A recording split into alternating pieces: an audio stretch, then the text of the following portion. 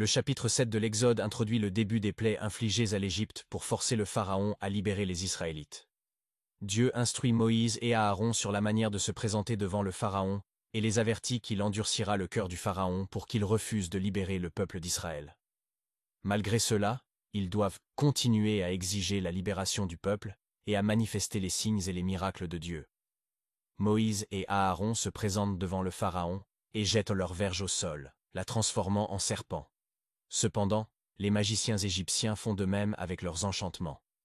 Malgré cette démonstration de puissance, le cœur du Pharaon reste endurci. Dieu ordonne ensuite à Moïse de frapper les eaux du Nil avec sa verge, les transformant en sang. Cette plaie touche profondément l'Égypte, mais les magiciens égyptiens parviennent à reproduire le miracle dans une certaine mesure. Cependant, malgré ces signes, le Pharaon reste obstiné et refuse de libérer les Israélites. Après la transformation des eaux du Nil en sang, Dieu ordonne à Moïse d'avertir le Pharaon que s'il refuse toujours de libérer les Israélites, il enverra une invasion de grenouilles sur l'Égypte.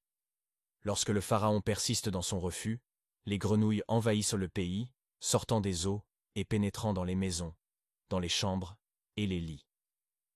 La plaie des grenouilles s'étend à tout le pays, causant un grand trouble et une grande détresse pour les Égyptiens. Les magiciens égyptiens peuvent également produire des grenouilles par leurs enchantements, mais ils ne peuvent pas les faire disparaître. Cette plaie montre la puissance de Dieu et met en évidence la futilité des pouvoirs magiques égyptiens face à la puissance divine. Cependant, malgré cette plaie, le Pharaon reste obstiné et refuse toujours de libérer les Israélites. En conclusion, le chapitre 7 de l'Exode met en lumière la confrontation entre les puissances divines et terrestres, représentées par Moïse et Aaron d'une part, et le Pharaon et les magiciens égyptiens de l'autre. Il souligne la résistance obstinée du Pharaon malgré les signes et les avertissements de Dieu. Cette section marque le début des plaies qui s'abattront sur l'Égypte jusqu'à ce que le Pharaon soit finalement contraint de libérer les Israélites.